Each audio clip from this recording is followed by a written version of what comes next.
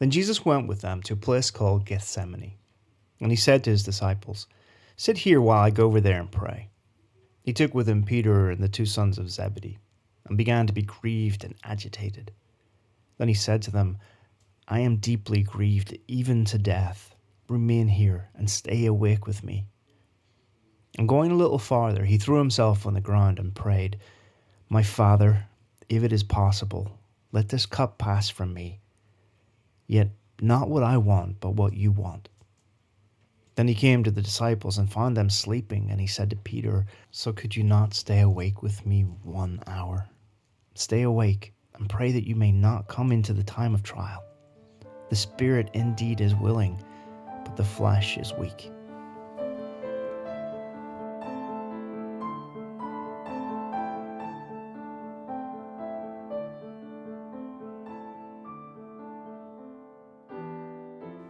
Immediately while he was still speaking, Judas, one of the 12, arrived, and with him there was a crowd with swords and clubs, from the chief priests, the scribes, and the elders. Now the betrayer had given them a sign, saying, "The one I will kiss is the man. Arrest him and lead him away under guard." So when he came, he went up to him at once and said, "Rabbi," and kissed him. Then they laid hands on him and arrested him.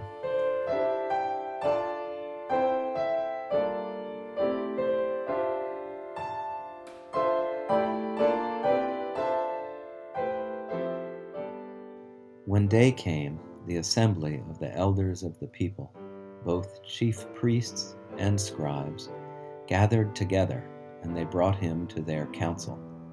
They said, "If you are the Messiah, tell us."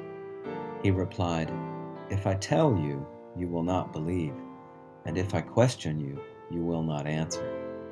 But from now on, the Son of Man will be seated at the right hand of the power of God." All of them asked, "Are you then the Son of God?" He said to them, "You say that I am."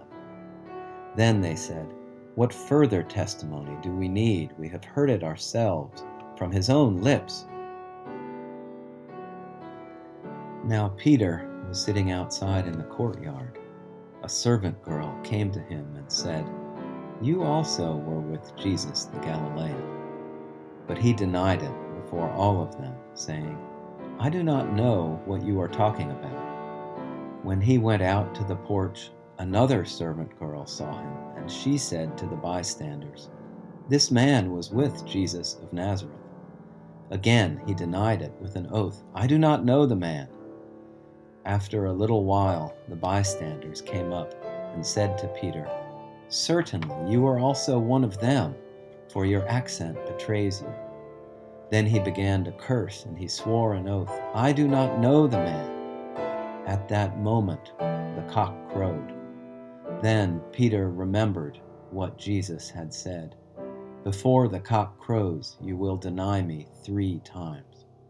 And he went out and wept bitterly.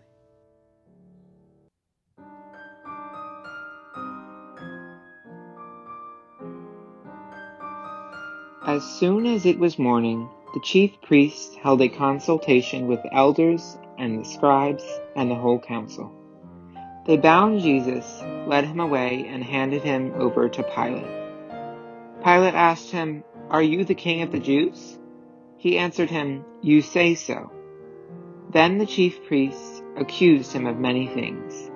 Pilate asked him again, "Have you no answer? See how many charges they bring against you." But Jesus made no further reply, so that Pilate was amazed.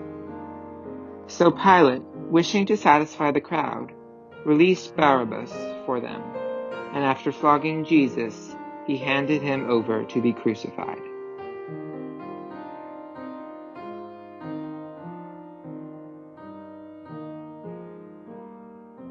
Then Pilate took Jesus and had him flogged, and the soldiers wove a crown of thorns and put it on his head, and they dressed him up in a purple robe. They kept coming up to him, saying, "Hail, hail, King of the Jews," and striking him on the face.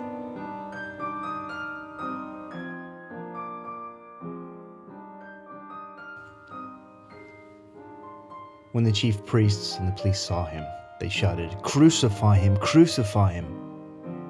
Pilate said to them, "Take him yourselves and crucify him. I find no case against him." They cried out, "Away with him, crucify him." Pilate asked them, "Shall I crucify your king?" The chief priests answered, "We have no king but the emperor." Then he handed him over to be crucified. So they took Jesus, and carrying the cross by himself, he went out to what is called the place of the skull, which in Hebrew is called Golgotha.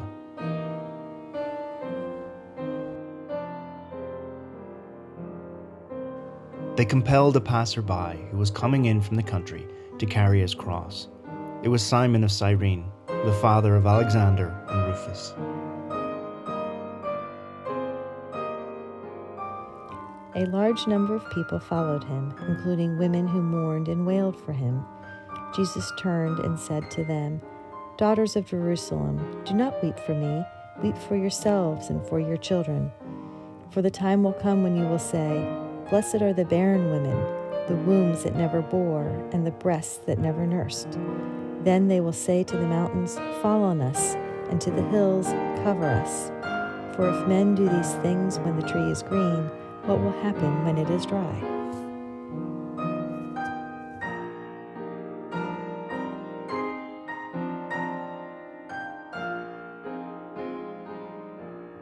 When they came to the place that is called the Skull, they crucified Jesus there with the criminals, one on his right and one on his left. Then Jesus said, "Father, forgive them, for they do not know what they are doing." And they cast lots to divide his clothing.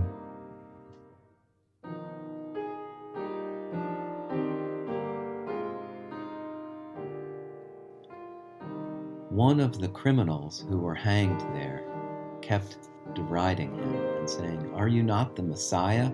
Save yourself and us." But the other rebuked him, saying, "Do you not fear God, since you are under the same sentence of condemnation? And we indeed have been condemned justly, for we are getting what we deserve for our deeds, but this man has done nothing wrong." Then he said, "Jesus, remember me when you come into your kingdom." He replied, "Truly, I tell you, today you will be with me in paradise." Meanwhile, standing near the cross of Jesus were his mother and his mother's sister Mary, the wife of Clopas, and Mary Magdalene. When Jesus saw his mother and the disciple whom he loved standing beside her, he said to his mother, "Woman, here is your son." Then he said to the disciple, "Here is your mother." And from that hour, the disciple took her into his own home. It was now about noon, and darkness came over the whole land until 3 in the afternoon, while the sun's light failed and the curtain of the temple was torn in two.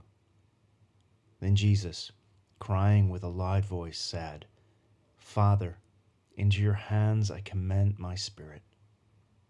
Having said this, he breathed his last.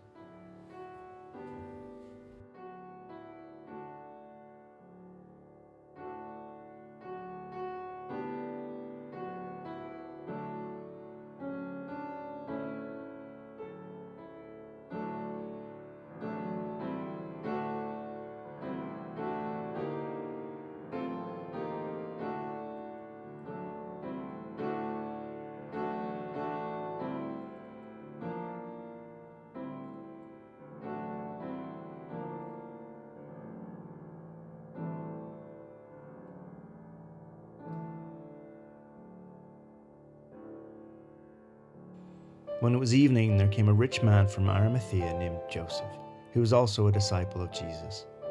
He went to Pilate and asked for the body of Jesus. Then Pilate ordered it to be given to him. So Joseph took the body and wrapped it in a clean linen cloth and laid it in his own new tomb, which he had hewn in the rock. He then rolled a great stone to the door of the tomb and went away.